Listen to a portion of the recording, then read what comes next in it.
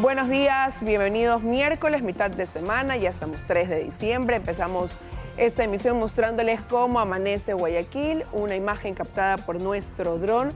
Norte de la ciudad, esta imagen es de la vía Adaule. Vemos ya interesante movimiento vehicular, cielo nublado, 24 grados Celsius de temperatura. Milton, buenos días.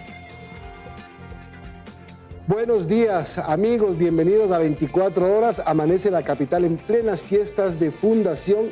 De esta manera empieza a despejarse el cielo, pero miren ustedes que lo que se ve un poco nublado al fondo no es neblina, es smog. Esa es la contaminación, la alta contaminación que tiene la capital. 9 grados de temperatura a esta hora y estamos viendo el sector de Iñaquito, el hipercentro de la capital y la plataforma gubernamental, esa construcción grandota que vemos en el lado izquierdo de sus pantallas.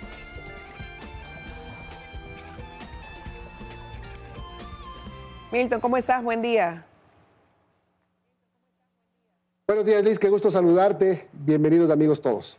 El gusto es mío, entonces vamos a empezar contándoles también quiénes nos van a acompañar para el análisis esta mañana. Estará con nosotros Mauricio Torres, Contralor General del Estado, varios temas que analizar con él a propósito también de sus 2 años frente a la Contraloría. Y va a estar con nosotros el viceministro de Educación Superior, Mario Cuy, para hablar del presupuesto de las universidades. ¿Hay o no hay recortes? ¿Sumamos las restas y qué nos da? Eso le preguntaremos. Empezamos ahora con el desarrollo de las noticias con temas internacionales.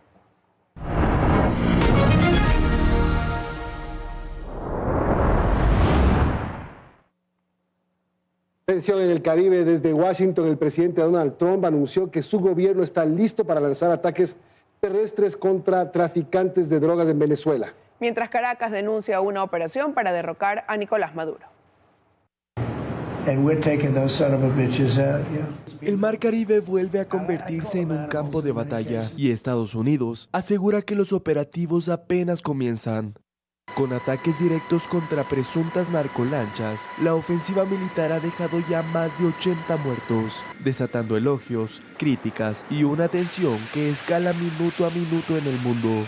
Como he dicho y volveré a decir, apenas hemos comenzado a atacar las narcolanchas y a hundir a los narcoterroristas en el fondo del océano. Desde la Casa Blanca, Donald Trump respalda los ataques y asegura que el flujo de droga por mar ha disminuido en más de un 90%. Estamos eliminando barcos, salvando vidas y vamos a empezar a hacer esos ataques en tierra también. Sabemos dónde viven, sabemos las rutas que toman. Desde Caracas, el gobierno de Nicolás Maduro acusa a Washington de usar el narcotráfico como excusa para derrocarlo. Incluso el hijo del presidente estadounidense Donald Trump reveló que su padre le dio un ultimátum a Maduro. Tenemos una amenaza real para nuestro hemisferio, Nicolás Maduro, el líder del cártel de los soles. Ahora mi padre le dio un ultimátum, salir de Venezuela, ahora o algo más sucederá. Fuentes consultadas en medios internacionales revelan que Maduro habría planteado su salida, pero con inmunidad total para él, su familia y más de 100 funcionarios sancionados. Venezuela denuncia formalmente ante esta instancia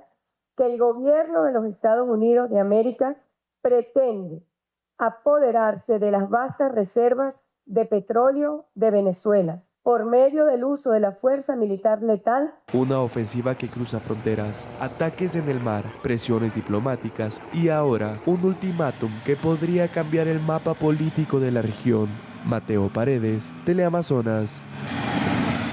Estados Unidos suspendió de forma inmediata todas las solicitudes de inmigración para ciudadanos de 19 países considerados de preocupación, entre ellos Venezuela, Cuba y Haití.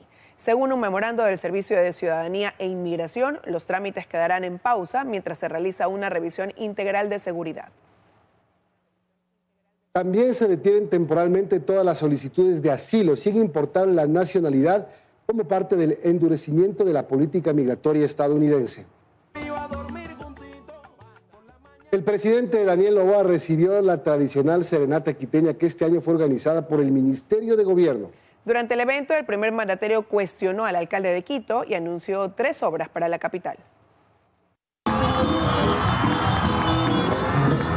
Finalmente, la serenata quiteña sí se realizó, aunque con algunas variantes. La mañana de este 2 de diciembre, los ministros de Estado, 2 concejales de Quito y varias reinas se apostaron en el pretil del Palacio de Carondelet, mientras que decenas de personas llenaron la Plaza de la Independencia. Durante un par de horas, acompañados de música y comparsas, esperaron al presidente Daniel Noboa. Antes del mediodía, el primer mandatario y su esposa, Lavinia Balbonesi, salieron al balcón. Allí recibieron la serenata interpretada por el trío Galante, que interpretó las melodías que caracterizan a las festividades capitalinas.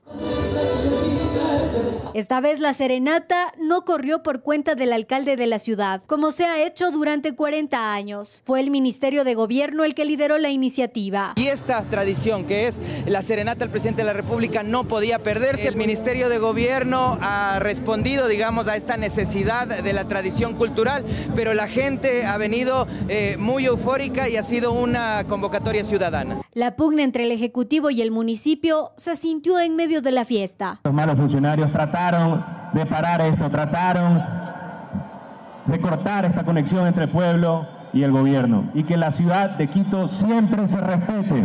Y a esos funcionarios que no les da la gana de respetar a Quito, pues pronto se irán y ustedes mismos podrán escoger una mejor autoridad. El presidente aprovechó la fecha para mencionar las obras que impulsará su gobierno para la ciudad y no dejó de cuestionar la gestión del alcalde. Si les vamos a dar a Quito ese museo nacional que se merece. Asimismo cumpliremos nosotros en nuestra parte del metro, pero primero que cumple el alcalde que no cumple. Y la torre oncológica será una realidad, porque la salud de los quiteños es una prioridad para todos nosotros. Los ministros de Estado bajaron a la plaza para bailar entre ellos, mientras el presidente se despedía desde el balcón. Belén Merizalde, Teleamazonas. Y hoy arranca un nuevo viaje para el presidente Daniel Noboa. Del 3 al 11 de diciembre visitará España, Emiratos Árabes Unidos y Noruega, según la agenda que compartió la Secretaría de Comunicación de la Presidencia. Las salidas del presidente continuarán en el primer mes del 2026. Noboa se acogerá a su periodo vacacional entre el 5 y el 15 de enero. Del 19 al 22 de enero estará en Davos, en Suiza, para el Foro Económico Mundial. Y del 22 al 25 de enero en Bélgica. Ahí se reunirá con autoridades de la Unión Europea.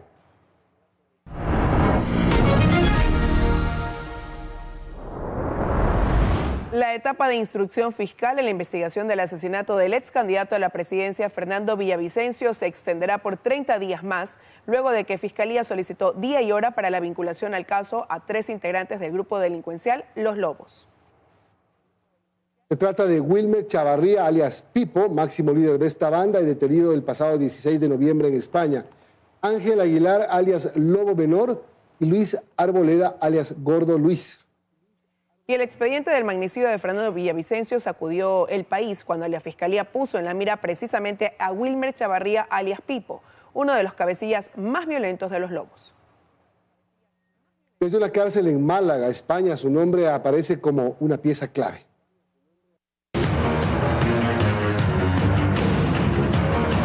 La figura de Wilmer Chavarría, alias Pipo, vuelve a colocarse en el centro del tablero criminal y político del país. No es solo el autor intelectual de la masacre carcelaria de 2021, ni uno de los operadores más violentos de Los Lobos. Ahora la Fiscalía busca vincularlo como pieza clave en el magnicidio de Fernando Villavicencio, asesinado el pasado 9 de agosto de 2023. La Fiscalía apunta que Pipo, junto a Ángel Aguilar, alias Lobo Menor, y Luis Arboleda, alias Gordo Luis, coordinó parte de la operación que derivó en el asesinato del candidato presidencial. Un testigo protegido reveló que los Lobos fueron contratados por cerca de $1 millón para ejecutar el crimen. Tras la muerte de un intermediario inicial, el grupo criminal recurrió directamente a Pipo, quien habría retomado y ordenado la ejecución del plan desde el extranjero, articulando logística, financiamiento y enlaces operativos. Este señalamiento no es menor, coloca a Pipo como un posible autor intelectual y operador decisivo del crimen político más impactante de Ecuador. Por su captura en España, la Fiscalía ha solicitado asistencia penal internacional para tomar su versión desde la cárcel de Málaga, un paso clave para su vinculación formal. De comprobarse su participación, el caso confirmaría que el magnicidio de Villavicencio no fue improvisado, sino una operación criminal de alto nivel, ejecutada por una estructura con alcance internacional y capacidad para influir en la vida política del país. por su historial y por las investigaciones que lo señalan como operador del cártel Jalisco Nueva Generación. Estados Unidos mantiene conversaciones con Ecuador para solicitar su extradición, al ser mencionado también en procesos vinculados con terrorismo internacional. Catalina García, Teleamazonas.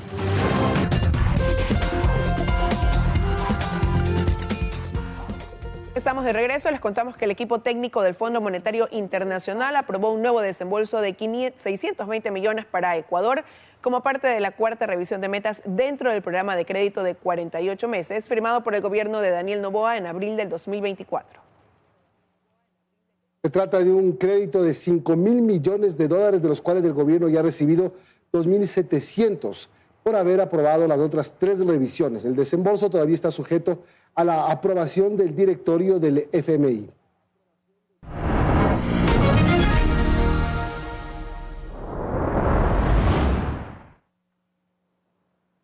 Pese a las contradicciones en las versiones de los militares en el caso Las Malvinas, los relatos concuerdan en que los niños fueron abandonados con vida. El informe de un agente policial apunta a que miembros de la banda Los Águilas ejecutaron el crimen de los menores de edad. El primero en dar inicio a esta diligencia, que duró más de 6 horas, fue el militar Cristian Aucapiña Quispe. La versión del uniformado se dio bajo cooperación eficaz de la Fiscalía y relató con detalles la secuencia de agresiones, órdenes y presiones internas que recibieron los menores durante su detención. De igual forma, dejó por sentado en su versión que los detenidos fueron abandonados desnudos y golpeados, pero vivos, en un árbol caído a las afueras de Taura. Agregó que durante la investigación copió el informe del hecho a un compañero y en la primera reconstrucción del caso dijo que la defensa que en esa etapa los representaba los motivó a cambiar los hechos. Contraponiéndose a esta interpelación se encuentra la versión dada pasado de las 2 de la tarde del subteniente John Henry Zavala, quien es señalado como el responsable de la patrulla militar involucrada en los hechos. En un desglose de lo sucedido, el militar procesado negó haberles hecho desnudarse a los menores de edad, haberles pegado e incluso desmintió haber efectuado un disparo cerca a uno de ellos. Así también afirmó que los colaboradores de la Fiscalía fabricaron dichas historias para buscar beneficios en el juicio, es decir, una supuesta reducción de la pena en un 90%. No obstante, en medio de estas 2 versiones contradictorias, se encuentra el testimonio bajo juramento del mayor de policía Edwin Sánchez, quien expuso el contenido de su informe preliminar elaborado el 27 de diciembre del 2024, en el cual se detalló las tareas de búsqueda, hallazgo y primeras líneas de investigación. Sánchez explicó que durante la investigación preliminar realizada, su equipo activó fuentes humanas, quienes le permitieron incorporar datos en los cuales se apuntaba que el asesinato habría sido ordenado por alias Momo, líder de los Águilas en Taura, que para ese entonces se encontraba detenido, pero que recibió indulto el 25 de diciembre bajo argumento de padecer una enfermedad catastrófica. También identificó a otros miembros del grupo que presuntamente participaron como autores materiales del crimen, entre ellos alias Ofelio, señalado como el ejecutor directo. Astrix Ingrid, Teleamazonas.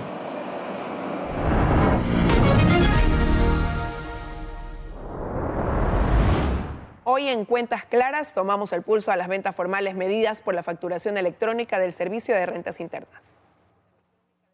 ¿Cómo fue su comportamiento durante el año por sectores y por provincias? ¿El paro afectó a este indicador? Lo analizamos enseguida.